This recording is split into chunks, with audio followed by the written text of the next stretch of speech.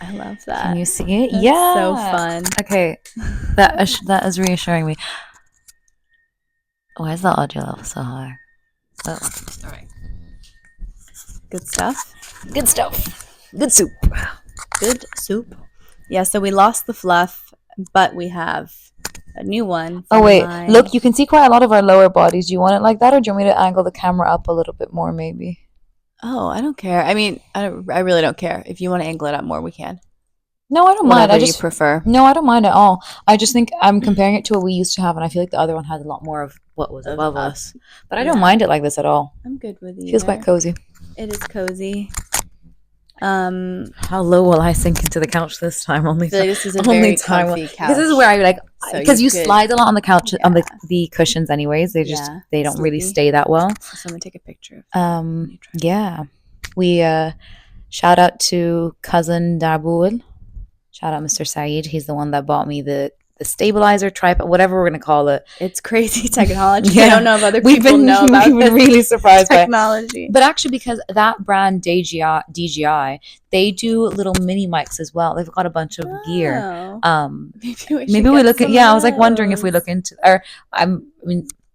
obviously there are a lot of different camera and like mic brands, but it made me think when I was, because I saw someone recording on a mic that was like a DJI one recently. Buying these, I was very impressed that we both happened to pick these ones. Yes, because there were so many options. Do you think it was just they were the cheapest option? Ones. I think that's why. Although you said yours was 10. I think mine was 25 for one mic. Yeah. All right, I might have to check my Amazon history because maybe it wasn't 10, but I can't imagine having spent more than £10 on the mic. Yeah, because I see the little square shaped ones too. I just liked that this is a mic. Yes, it's like you're a pop star or something. Mm-hmm. I feel like a pop star whenever I teach at Third Space, my Britney mic. Yeah, I do quite like it. It's so good. All right, I don't know if we'll have included the clip from the 2 seconds ago, but we have a couple of tech updates. One, which is the tripod that we just talked about. Which is very cool. I dare say we might have something even bigger of an update than the tech update. We have a location change. We do have a location change, if you haven't noticed. And we'll never be in that other location ever again because I no longer live there. Yes. Which is crazy. Sorry if you can hear the squeaking outside. I do live near a park, so there's a lot of dogs that there's just life happening. There's sound. There's London going on. We live in London, and sometimes it's a little noisy. But and we're on the same couch. We can physically touch because in a few weeks we will be separated by. It's kind of upsetting. I was thinking about it though. I think that we will. This is my vision: is that we'll record over Zoom, and then at some point.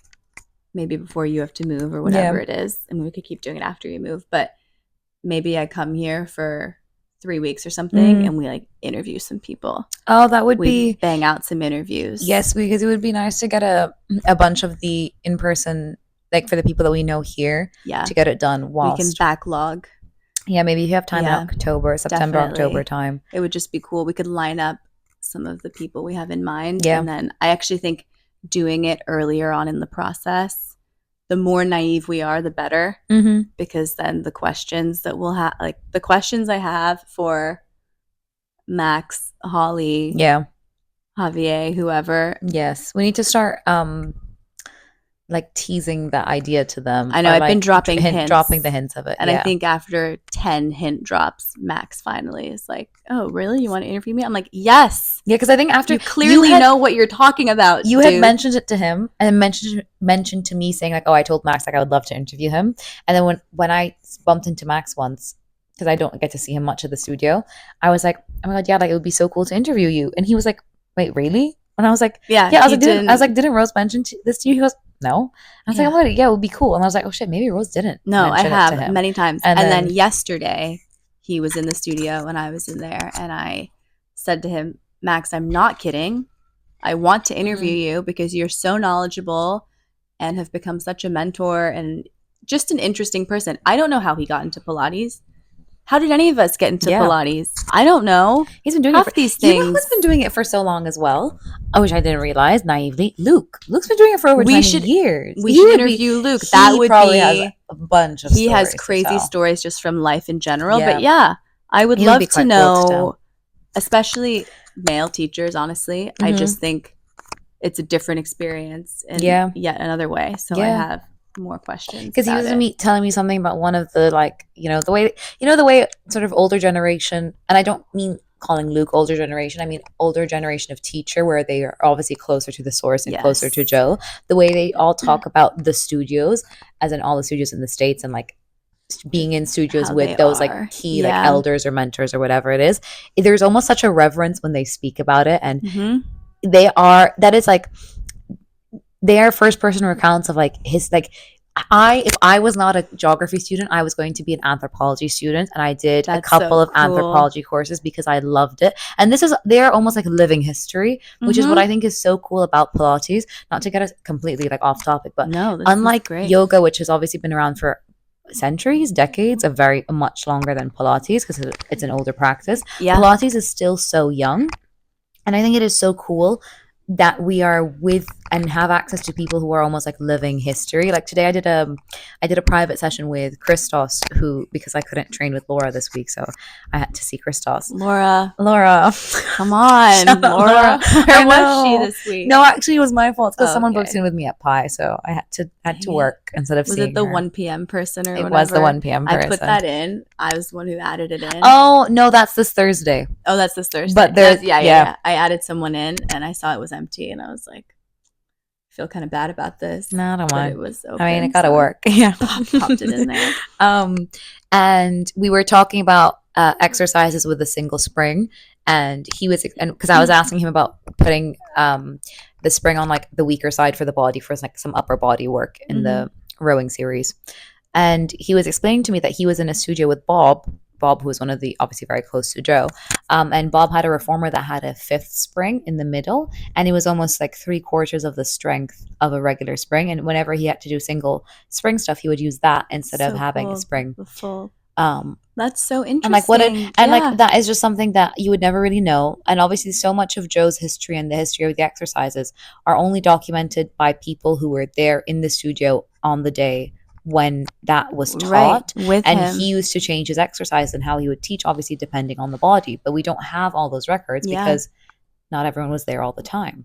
And I think we've mentioned this, but I have such a clear memory of Holly during my teacher training, someone asking like, why is the foot pointed or something, and it was about the foot specifically, and she said, to be honest, we don't really know if it was like it was in this picture that we have of him doing the exercise, but we don't know. Yeah. He didn't know that it was going to become this. I mean, maybe he did. Maybe he had that belief about him. I don't know. I know that there's people who have done tons of work on historically understanding him, but I just think it would be so cool to interview people, like you said, who were closer. Yeah, definitely. To the source, because it's just getting watered down a bit. Yeah. Which is totally fine, but I mean, and obviously that's the nature of what will happen to something over time. Yeah. Yeah. But you're right. Sometimes you hear things that little nuggets of information, and you're like, whoa. Yeah. I think we had been talking, Luke and I, we had the, like the sandbag where you like twist it and like you do for like the forearms or whatever it is. And I've started to do it every once in a while when I'm in there. But he was saying something, I think he said Drogo's gym or something. I don't even know who. I was just like, yeah, sure. Who's that? Yeah. I feel like he has so much lore to him, where every time I hear a story from him, I'm like, where is this coming from? And I also, there's been a few things which the Pi program doesn't really emphasize too much, like adjusting the reformer for different heights and things like that. And I remember saying to Holly, when does one learn this? Yeah. Or the baby chair. We don't cover the baby chair. I'm like, when does one learn that? And she said, oh, a teacher will, it kind of gets passed down. Yeah. So baby chair, I've learned quite a bit of it from being on it and from like small workshops. It was explained to me that with like baby chair, also like guillotine and things like that, it's like there's only so much time that they have in that like main teacher training that they can't. Gearing out a reformer was taught to me in my teacher training. There was like it was mentioned, but not in detail. I think ours was also, it was mentioned in like either a seminar weekend or just sort of we had these like weekly calls. And then I think there was also room to ask questions, and then someone asked a question about gearing it out, and then it went into like a deeper discussion about what exercises you would gear them out for versus the whole reformer. And I think we just had a lot of people curious about gearing out a reformer, so maybe our cohort went into it a little bit more detailed, than you would with other ones.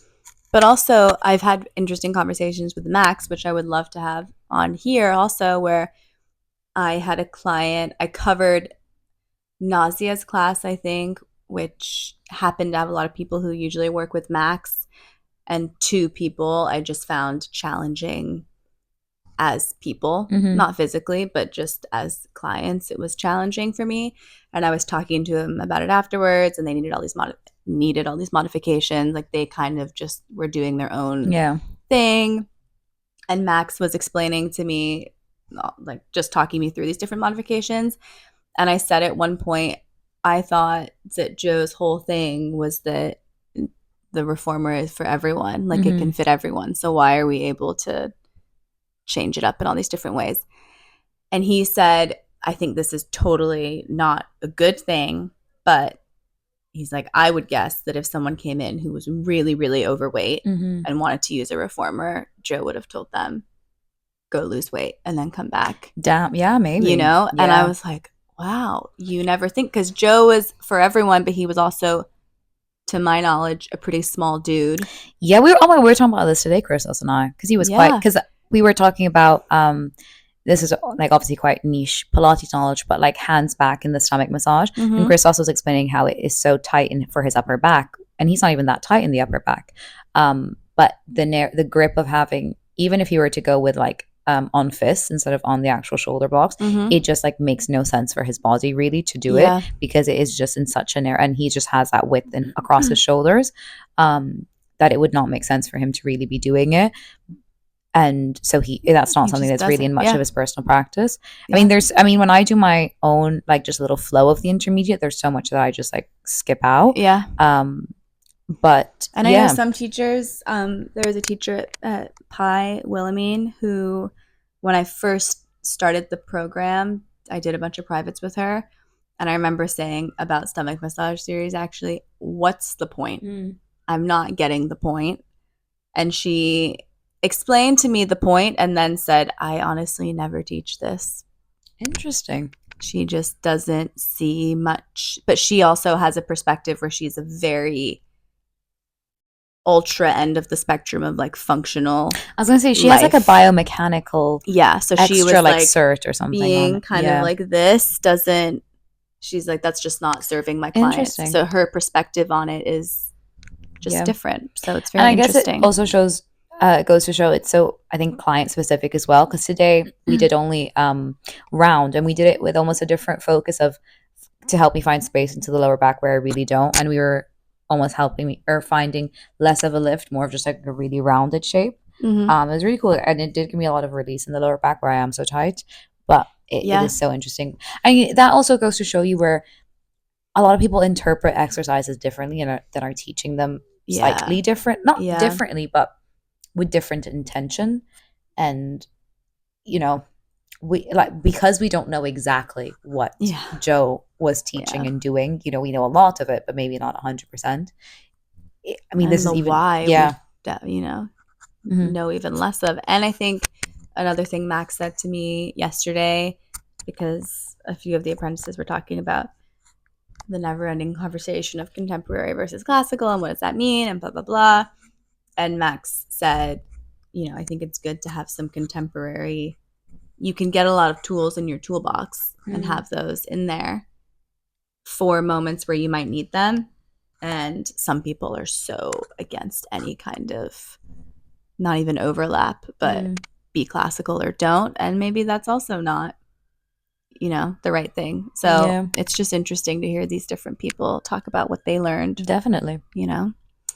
Right. Should we? Oh, I don't even think we said welcome to episode. We didn't 4. really say that. No. Welcome to episode 4. Welcome to episode 4. It's crazy. How do you feel about our first 3 episodes?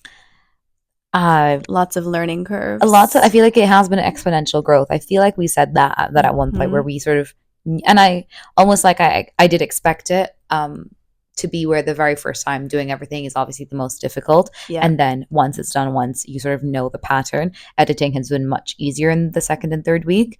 Obviously, there's still just like the actual tackle or trying to get the videos across, which I did have a mini crash out at one point, which is just like I want to almost put like the screenshot of the text that I was sending you, trying to get the videos across to my laptop. So much going on. So I have ordered like a mini SD card, which is somewhere in the house, and then an SD card reader, but I have to order a different one because I got one that was USB, not USB-C. So I didn't even think about that. So hopefully now I'll be able to sort of put it onto that SD card, plug the SD card into my laptop, and then just like drag and drop the file almost. Yeah. So it should take a bit of the hassle of it out, but everything else has like moved much smoother. Yeah, for sure. And Layla showed me how to edit the little clips. Did you was my tutorial clear enough? So clear. It was so good. Okay, cool. It was perfect. Your clips were so cute. I really did love them. I love yours. They're fun to make. They are so much. I loved one. I was rewatching all of them. It's so really good. Sweet. And what was I gonna say about those ones? I mean, that was a bit of a learning curve for me, but then once you do it once, you like get it, and it's totally fine. But I was gonna say, it's nuts how even on my phone, I would go to the video in like my Photos app and want to just edit it down to a smaller clip. And I would go to do that and my phone would just say error. Yeah. Why? What error? Errors for everything. Error? Why is there an error? And then I would exit out and come back in, error. Yeah. Happened 3 times and I do the same thing, no change, still on Wi-Fi, nothing's different. Yeah, and it works. And I just I know, because when I had my final crash out where I was like episode 3 is just not going to exist. And then I was like, I'm gonna wait for the SD. I had literally ordered like the Prime next day SD card and the reader, and then the file suddenly appeared. And I was like, really? Yeah. After all where did this come from? Yeah. I was like, what has changed? I'll try to get those. I will airdrop those episode 3 videos as well to you, so you can make some clips if you would like. Yeah. You know what I really like? Sorry. No. I was gonna say, I love on the, what's the app called? Buzzsprout. Mm-hmm. I don't know why I keep wanting to call it Buzzicott. What is Buzzicott? I keep going to call it BuzzFeed, but that was because that was an old company. Buzzicott something else? It must be something else. I love that you can go on and see the different countries. I was going to bring this up because there was a country, I can't remember what country it was, that popped up, and I was like, who on earth is listening from this country? Because some people, I mean, I can identify, it's probably your family and whatever, you know. Yeah. But I have a friend who lives in Denver, and I can see that she's listened to it. Like, how? It's funny because whenever people follow either the podcast Instagram, or I guess this as well, it's very clear what side of the like duo they're coming from. If it's like it'll be, if it's like a vaguely Arab name, I'm like, okay, they're coming over from my team. And then it's like sort of a very Western name. I'm like, oh yeah, this is from Rosa's side or Rosie's side. How cool is this? We can see it's the UK, United States, Lebanon, Saudi, Netherlands, Turkey, Luxembourg. Do you know who's in Luxembourg? I have no clue who's in Luxembourg. I don't know. I don't think Turkey is me. Actually, it could be. Never mind. One of my best friends is in Turkey. Israel, Spain. Ooh. The UAE. And then you can see all of the different areas. It says cities, but then it's funny because it'll show Fulham, Wandsworth. Oh, it's Lambeth, really breaking it Oxford. down. Lewisham, which is weird because that's where my dad was born. Lewisham, but I don't know anyone who lives there now. So Denver, I know, it's just cool, and you can see how many times they've St. Paul, Minnesota. Wow. Milton Keynes. I mean, it's just very. I could go through this all day. Luxembourg. Who's in Luxembourg? Crazy. I don't know anyone there. It's nuts. It's just Pina, cool. Maybe. Pina. Oh, maybe. Yeah, maybe. Who knows? Little apprentices around. Yeah. That has been something we've also talked about a few times this past week, getting messages from, I won't say specific names, but we have some teacher friends at Pi who I had someone say they were having just a bad day. And then she sent me a screenshot of our podcast and it's like, I'm calming down by listening to this. Wait, who is this? Keelan. Oh, that's she so was sweet. crying in the We'll edit her bathroom. out. Yeah, Oh, she was we'll like, edit "This this is bit how I'm out. calming down." Just Stop. made me so happy, and it's funny because I love it, and I love watching. I mean, we said last time we haven't really like listened to a full episode in its No. entirety. Oh, wait, this is where I was going to say, though. I realized at the start of the last episode, you were talking about how we've switched sides because you were like, oh, this is my bad side, whatever. And I'm just going, yeah. I was like, I wanted to say, you don't have a bad side to me. But I just like validate you. I didn't even I was like, maybe I That am. is so funny. You're like, yeah, that is totally. I was your like, bad yeah, side. get onto the other side. Yeah. It's hilarious. I wanted to let you know I don't think you have a bad side. That's really funny. Yeah, it's funny because when I listen to the podcast or like watch clips of it, I think it's so fun and I love it, and I'm also proud of us because I know how much went into it, and it's cute to have people. Oh my gosh! Yeah, I saw we hit like 75 downloads the other day. Or I something. know, how cute that's is that? so wild. Yeah. It's pretty fun. I love that app. So good job finding that app. Thanks. And seeing the little views on Instagram. Your the little clip that you made where it shows the microphone that has by far the most views. Oh, does I think it's just like the most rewatchable. It has like 1,700 views or something. The rest have like 300. People love that little mic. It's so good. And I love that. I'm like, that is also my favorite little clip. When I was editing that clip, because at first I was just going to be talking about, I was like, oh, we should just like make a note of like how we're recording it. And then the clip just really worked perfectly. I was like, we need to zoom in on it. So funny. So I'm glad that the humor translated. I loved it. Yeah, so episode 4, learning curves are still happening, but I think it's we'll have a whole new learning curve for, maybe we'll get one more in before when maybe do you 2 more in. Yeah, we can. I leave the 29th, so yeah, we have got a couple weeks. But then we'll have a whole new learning curve of recording a Zoom. Yeah, podcast. We can always batch a couple. Yeah, that's true. We could do that. Just assuming that we also, assuming it takes us like a couple weeks, or not weeks, or it takes us a bit to just get adjusted to filming online. Yeah, to give you time to get settled as well. It gives us a buffer. That's what I was looking for. Buffer, yes. But this past week, Mike's going everywhere today. This past week was a great example of why it's nice to have a partner in this stuff, and a partner that you trust and like, because I was totally emotionally absent, basically. For a very valid reason. It was a big week. I was super busy and also not busy, but just very emotionally distracted. So Layla took really the brunt of Can things. I say, I saw a couple of clips of you like in the Cox and Sea, and I don't know what I pictured, but it wasn't that. Especially that position. Just like you were like a little athlete. Yeah. So arrow. And it's so ridiculous. I felt like a little shrimp down there. Did you? That's not the, I wouldn't say it's not the norm. It's a very normal thing, but more common is that you're sitting at the other end of the boat. Okay. In a boat with 8 rowers. I happened to be in a 4, so I was down. If you haven't seen anything about rowing, look up bow loader. That's what I was doing, and that's what I was. Yeah, I saw a clip and it made me giggle. It's pretty funny. It's laughable. It's like she's off doing her big gal thing. You have to laugh. But I was, I was away, and my family was in town, so it was just busy time, and Layla was handling all the things. Yeah, I'm more than happy to. Kind of worked out that Kate and Nikki, who are doing the branding and website stuff, were also just sort of gone last week. Now we've all kind of picked up again at the same time. So we have a meeting on Friday with Nikki to start going over. Yes, we do. I saw that. Just website at stuff. 2:30? Yeah. Or 3. So. Or 2:30. Yeah, 2:30. Yeah. And then we have a form to fill out for Kate to go over Hex. Well, that's perfect. And then next week we can chat about the form and then the meeting. Yeah. I'm sure that will give us inspiration or ideas of things to speak about. Yeah. Cool. Cool. How are you feel? Oh, is that how you feel?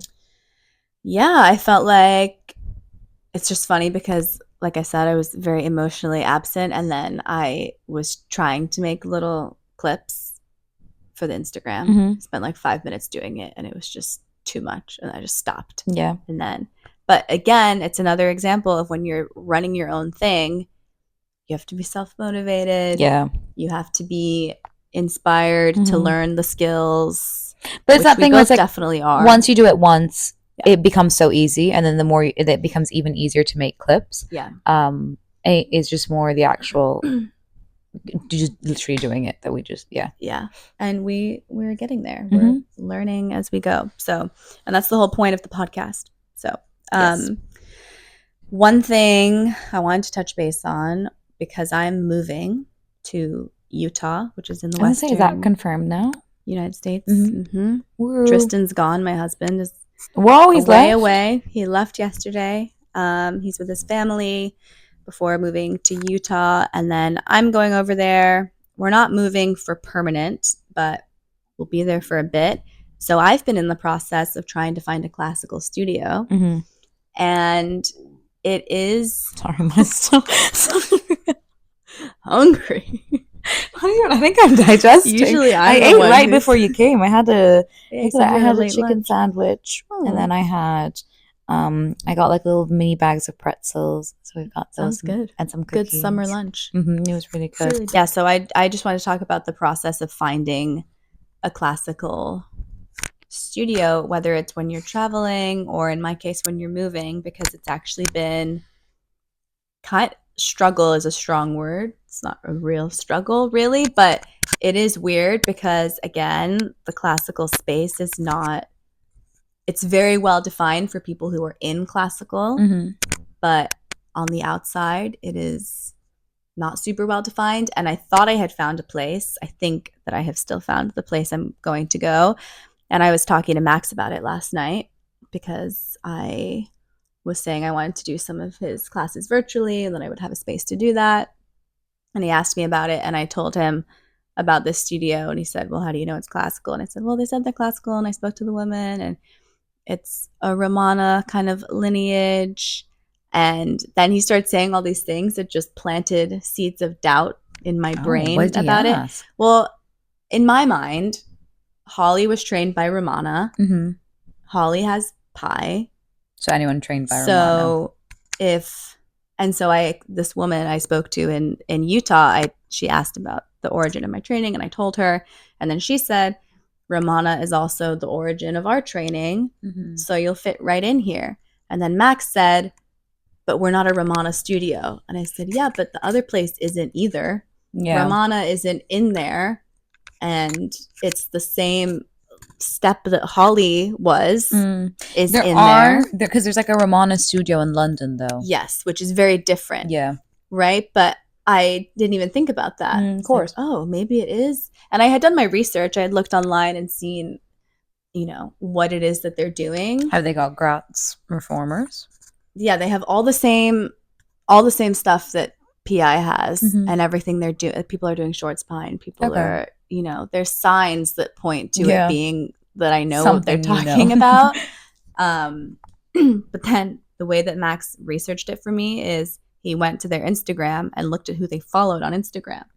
Smart. And he's like, they don't follow me. Great, Max. It's like they follow Exhale, so that's a good sign. They followed Nobu Pilates. Okay. And I just thought they follow Exhale and Nobu, not PI. Yeah. Strange, right? That's strange. Kind of weird. So I said to Max, is this really the best way to be doing this?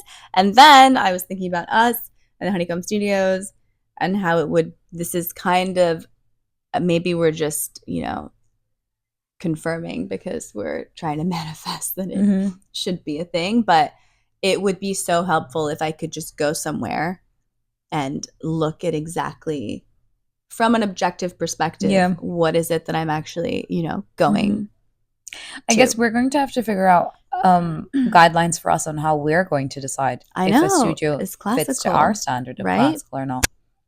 I've had this vaguely in my brain, the consideration of if I've just only found someone in Saudi, in Jeddah, who I would consider classical, and hers is like an at-home studio. It's not even like a public one. Yeah. In Riyadh, there's none.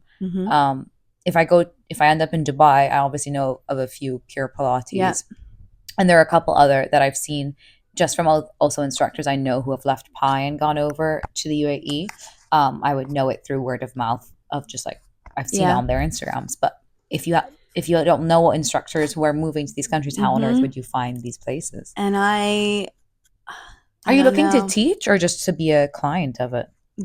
Both. I mean, priority being a client and having the resources to be able to do virtual work in the studios that I do know really well over here. But it is interesting because, you know, teachers have their own little flares, studios have their own little flares. I feel like you might be able to speak to it more because I spend a lot of time at Exhale, and then I started spending a lot of time at Pi. Have never really overlapped the two, so now I feel kind of very connected to Pi, but also Life Body and Barnes. I've spent quite a bit of time there, and it is all the same, and it clearly is all the same. I never don't know what they're talking about, but there's still subtle differences, even just in the way that an exercise is set up, or even if you want to go down to where the springs are set up is different studio to studio. At Pi, well, the leg springs are now hung up, but we used to set up the leg spring. That's a really recent change. One setting up from where it is current. At Equinox, it is arm springs on the bottom hook, leg springs right above. Oh, interesting. And so I had done tower my whole training experience on a lower setting of a spring. And whilst the leg spring on a higher setting is more similar to what you get on the Cadillac, I think on the tower it's actually nicer to do it on the lighter setting and have it lower, especially in a class setting. I think it works a lot more, depending on what you're teaching, of course, but teaching beginner intermediate clients, I think they just tend to do better on a light because it's quite an intense spring. So that is like subtle differences between different studios. Reformers feel very different across studios, and the springs on them feel very different. If I think of the Equinox reformers versus the Pi ones, they are very, very different. How do they feel different? Because even just across the 5 we have at Pi, each reformer feels different from the other. There are some that have newer springs that are much tougher. There's some with the lighter springs. Some of them are Gratz. One of them is a Legacy, or there's like some variation. And Javier's been moving them around. Has he? He's been he thinks it's good for people to not always go to their. And because everyone has a reformer because they know the feel of it. And so I think some of them feel lighter than the springs at Equinox. Obviously, there's the 2 that are the really heavy springs. They feel much heavier. But even I feel the dimensions of the reformer feel a little bit different to the ones at Equinox. And I was so used to the Equinox ones that I never really train on the reformer at PI. I tend to hop onto the tower or the caddy whenever I have some time. And I just do reformer mainly at Equinox. I mean, the equipment definitely feels different in different places, and people maintain it differently, get it, you know.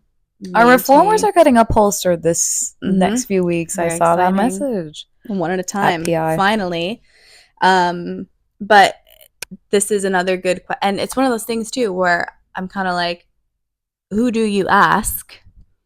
If you asked Holly, like Gabby from Exhale, Natalie at Life Body, Christos, like to define classical Pilates, I'm sure they would all give a very similar answer, but the answer I've heard is vaguely along the lines of Pilates as, you know, Joseph Pilates intended it. So he's not here telling us what he intended. No. Everyone's interpreting it a little bit differently, which is a beautiful thing about it, because you go into a space and it might be for you, it might not be for you. You know, somewhere like Exhale for me, I actually haven't been to I've only ever been to the Primrose Hill one. So that's the only one I can speak to.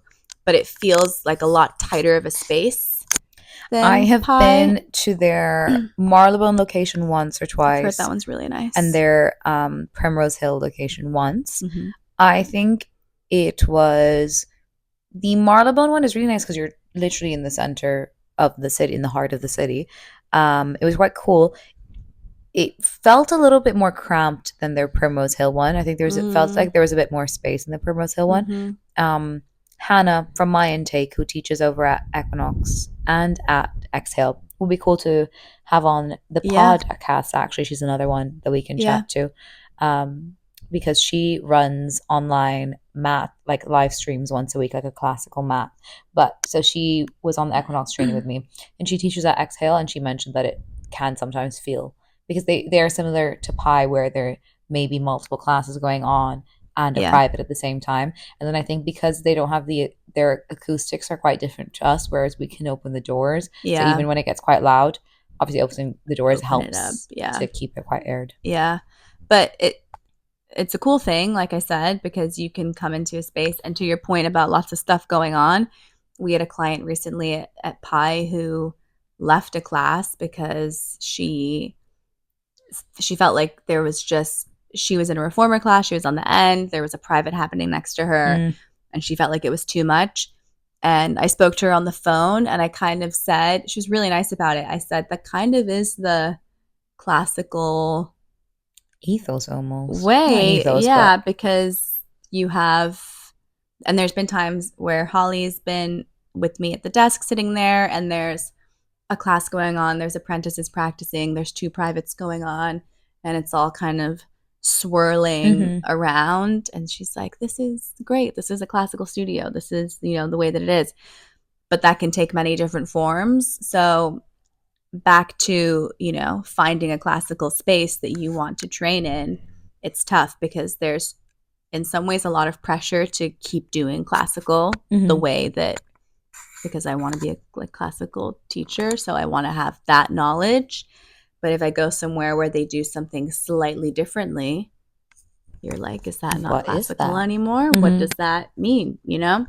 So it's kind of, again, this is why I want to interview people, because I just have so many questions about how people decide. People who are, it would be really interesting to talk to, you know, people who have more recently designed a training program to say, how have you, you know, Holly designed her version, which is surely different from, it's all I know, but surely different from wherever. We could reach out to, I think it would be really cool to talk to James Shaw, who has set up his own studio, home studio, or not home studio, his own studio now in Margate. And he runs his own teacher training out of there. Cool. He came from Equinox. He then went over to Third Space and headed their reformer and Pilates department, and then now runs his own thing.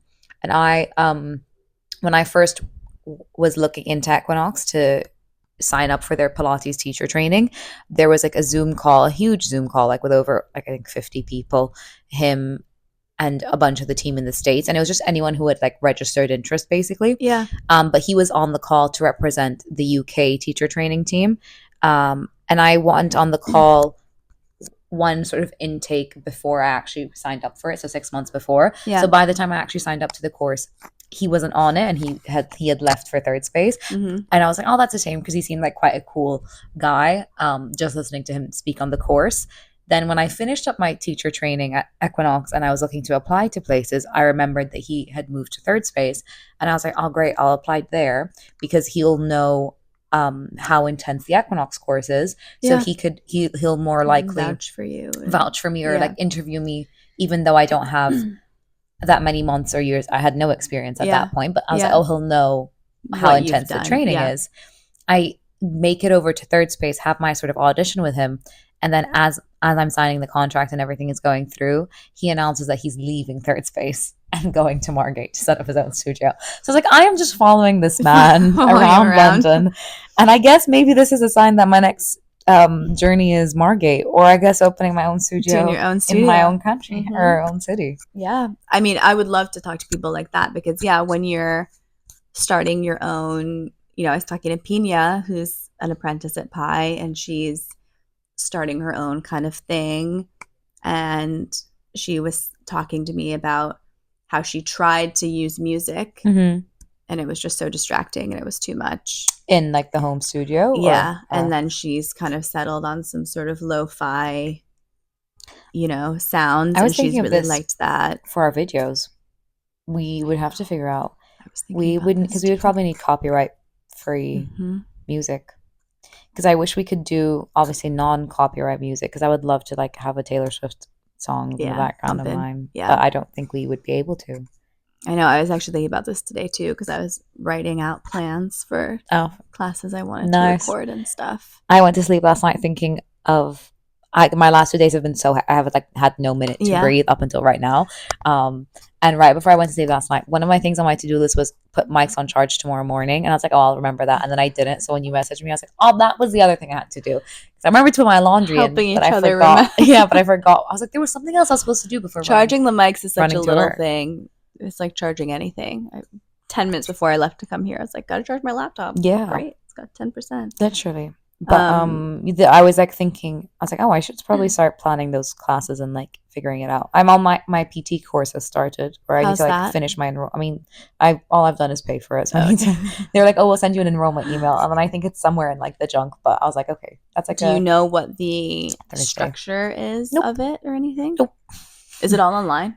Yeah. Okay. I believe they have like something that you can do in person or like test out in person, but it can also all be videoed and filmed and online. Cool. Which actually works. I wanted something in person, but then I also realized I don't really have the time in my schedule that I can give up or commit to something in person. You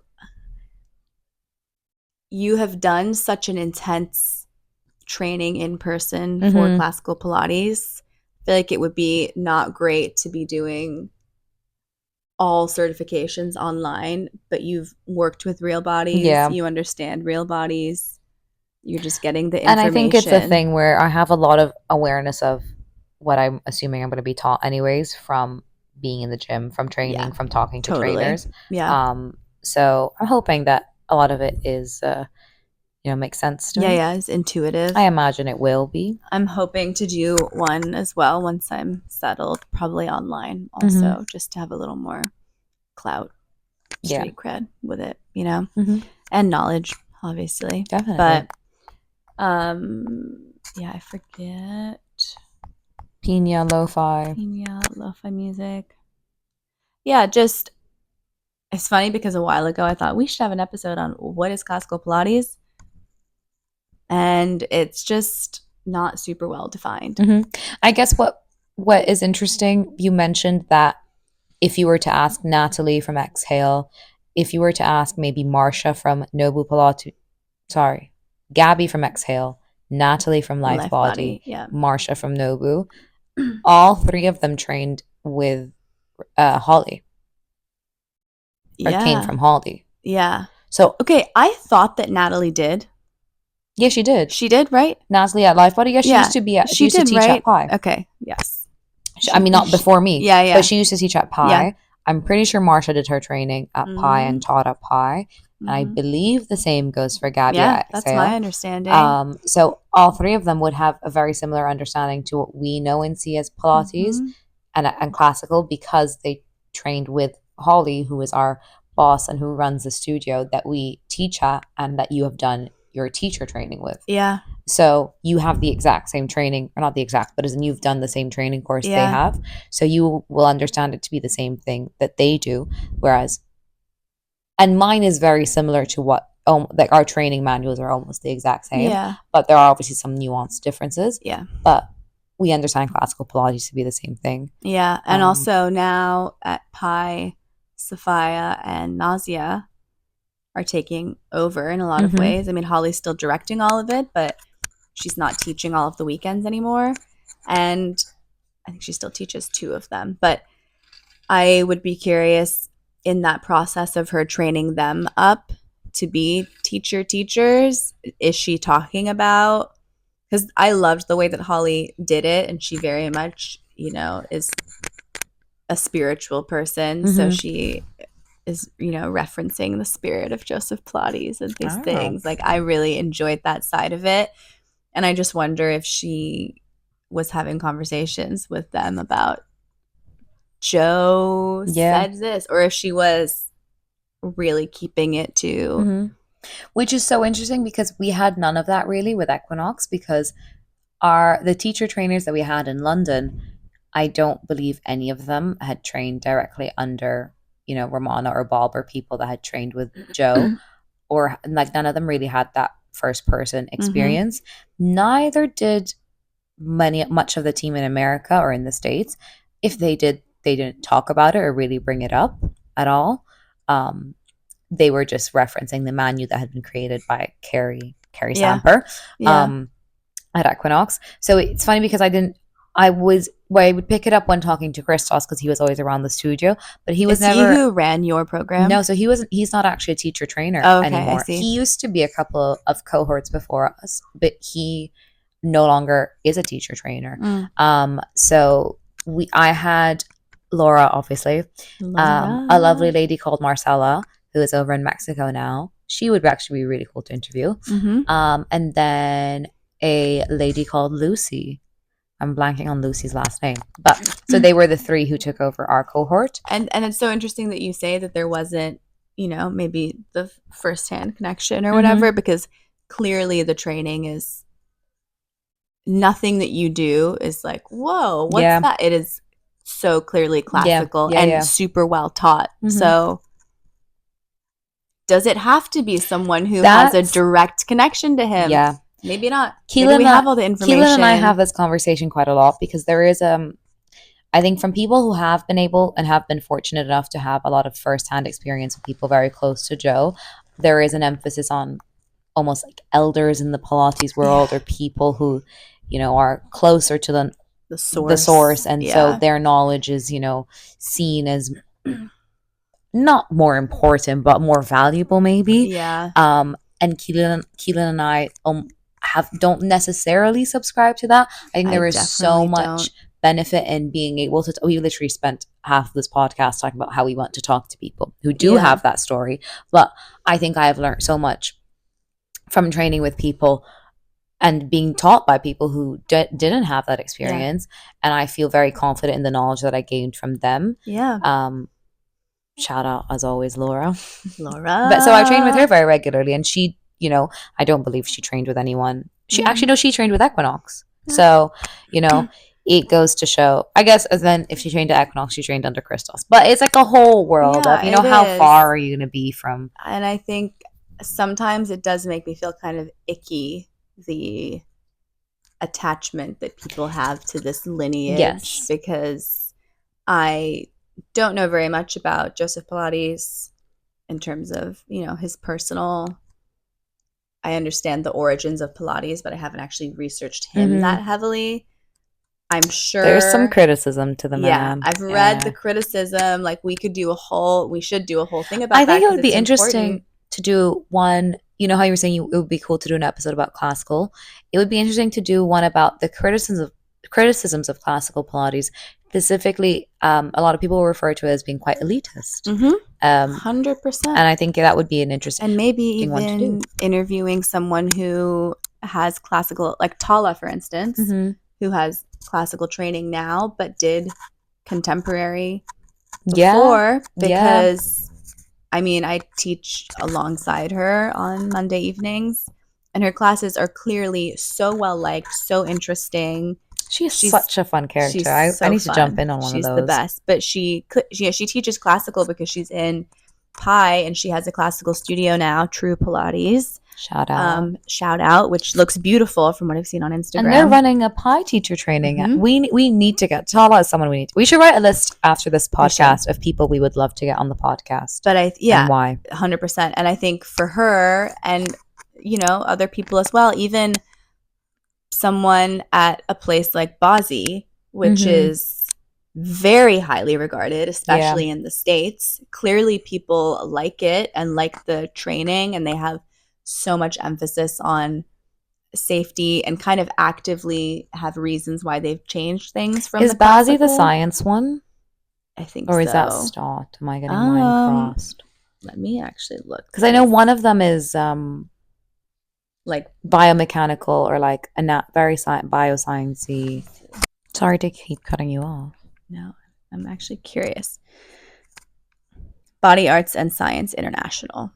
I never even realized that's what it stood for. So, and the person who, I don't know how you pronounce his name.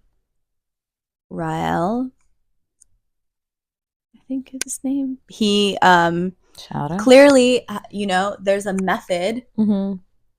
People aren't just doing things for to mess around, so while we do have a big emphasis on classical, and that's kind of the group we want to connect, I totally agree with it. It has there's some criticisms, and some of them are quite founded. Yeah.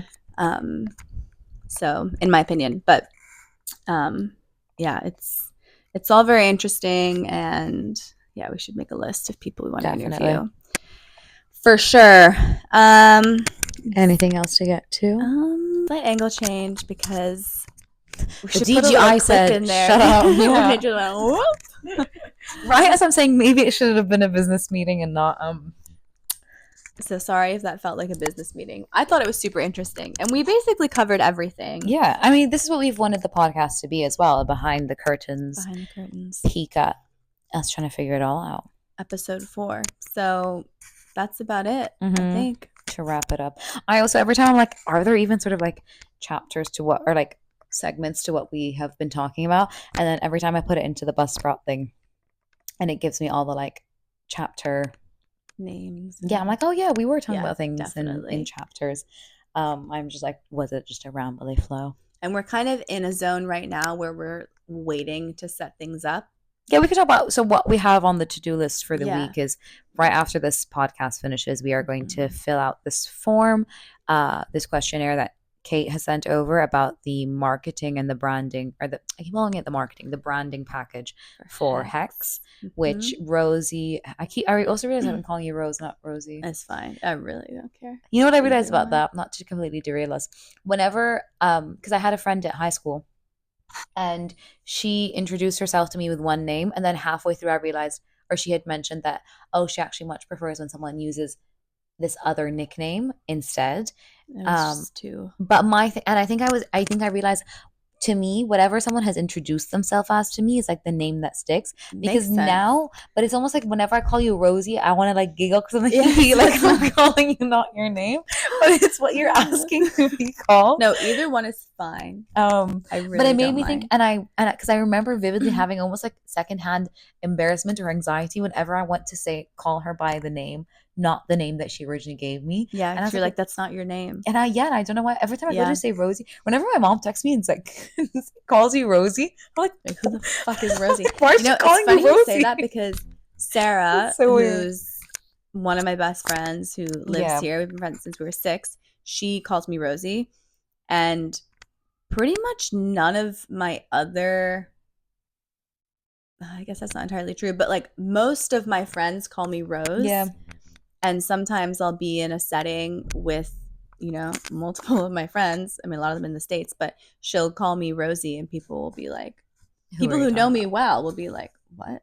No, I'm like, that's just what she calls me. Or like when my mom calls you Rosie, I'm like, why is my mom calling you Rosie and I don't even call you Rosie? Like, it's such a weird thing. It is such a weird thing. Sorry, I cut you off from. I kept we were just saying what's on our to-do list. So we have the questionnaire. Yes. We have a meeting about the website, which I'm very excited about. I have no clue what she's going to ask us. I'm very excited because I've never done that piece of it before. And then, do you remember what the questionnaire was about for Honeycomb? So the questionnaire is it's asking about like, what is the mood? What's the tone? Are there colors that you're interested in? Are there like, it's just getting her. This will be a nice brainstorming session as well. Super fun. And then we also, which we're gonna vlog some of that for a vlog that may one day make its way onto. Either way, I love having the documentation for us. 100%. And then the other thing that's kind of not hanging over our heads, but today for the first time I went back and we sort of broke down what videos we want to record, what we want that to look like, and today I started sort of planning them. Nice. A series and blah blah blah.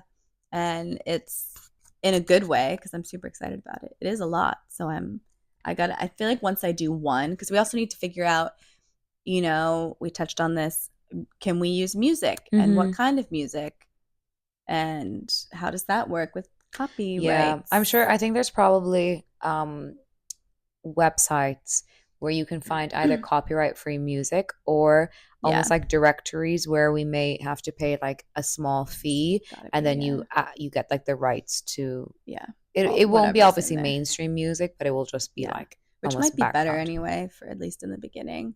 I guess, because also you don't know what people's not tastes are, but and we also want to, which I'm sure is not difficult to do, I know I've done it before, is have it so in our videos there's either names of things or timers. Yes. So in theory, if you wanted, you could be looking at it and have your own music going. And, you know, kind of do a bit of both. So we have the scaffolding is starting to be built and the content is being brainstormed. That's kind of where we're at. Anything on your own personal to-do list or anything you're up to this week?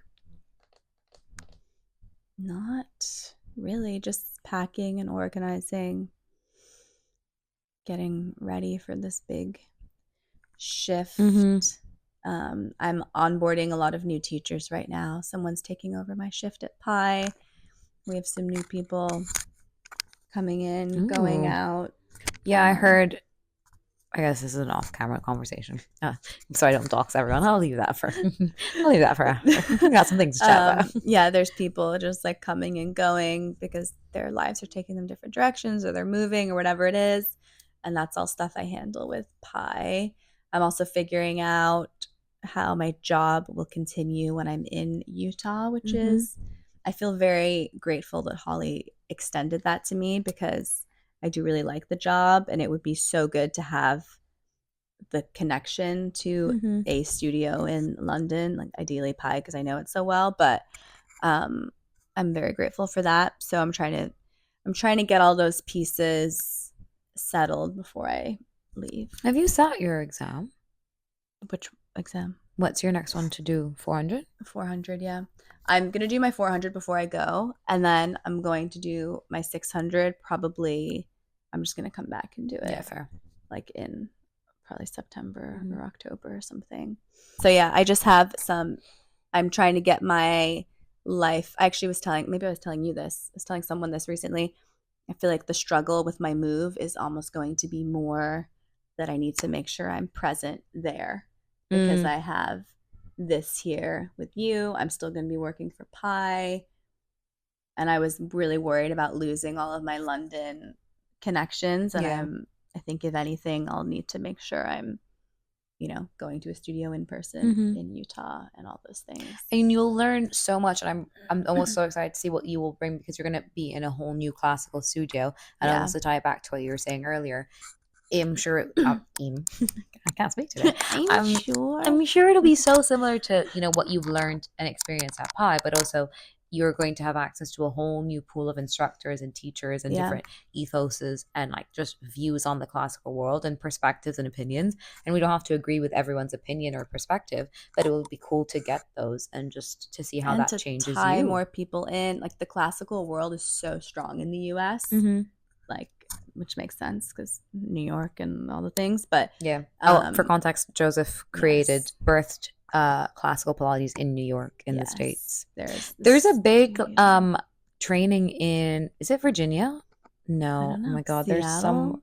No, it's I will get it right now because I know there was an instructor at Exhale who trained there. There's like a big like a ranch somewhere, and there's a huge. I'm sure. Not Utah. Utah? I don't know. I think my American geography show. I will send it to you though, because there's like a big, like you're saying, it's very tight. In the States. I think that'll be good because I'll be able to extend my reach for us and bring people into the Honeycomb Hex family. So all good stuff. What about you? What's going on in Layla Land? What's going on? I had a very busy week at work, which is great, but it just, I was like, I need to just get through. I remember going to sleep Sunday night, and I was like, I just need to I'm not gonna have time to breathe the next few days. And I was like, it'll be fine. Like I'll make it through. I'm through the worst of it. Tomorrow will be quite busy as well, though. It's that thing where it's like I either can go home in between working in the morning and the night, but then I only have like half an hour to an hour at home, or I have to spend the whole day out. And I would prefer to come home, but then it just like makes everything a bit more chaotic. But tomorrow, and then I have Friday off. A bit last minute, but Saturday I'm now competing in this like it's not a big competition, but it's like this little mini thing that F45 is throwing. Oh, fun. And I wasn't gonna do it at first, but then there's a team that we're down a guy and a girl because it's like in groups of 4. And so they asked me last night. They're like, "Oh, would you be free to jump in?" That'll be so fun. And I was like, "Actually, I am free this Saturday, so I'm doing that on Saturday." And that's awesome. Seeing my cousin at some point on the weekend. I'm going to try and see him. But yeah, very chilled week, just like mundane in the best way possible. Yeah, I've been doing my running. And who would have thought the more you run, the easier it gets. It's very frustrating, but it is very frustrating. I'm like, so I have to just keep doing it to get better. Yeah. If I run more than 5K, I get bored. I run at Equinox a lot because I can run on the treadmill and the people watching is incredible. It just keeps me going. I'm like watching around. Yeah. But I need to start running outside a bit more to actually like understand what my pace is. And I think it might be a bit harder for me running outside than on the treadmill. But I definitely find it harder. Yeah, because the treadmill just keeps you going at the pace you want. You're forced to keep moving. Yeah. It's like you either run or you fall. And you don't want to fall on that thing. But of all those people, you definitely don't want to fall. I wanted to run. Oh, yeah. I have to tell you who I saw. Okay, yeah. We'll wrap this up. Because I have to tell you, I've been spotting all these celebs that I tell me. I'm out in the wild.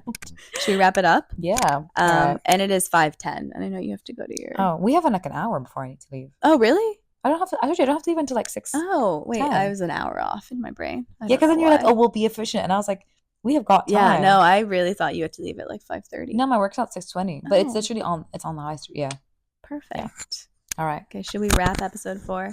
Thanks for being here. Bye-bye. Thank you. See you next week. Ciao.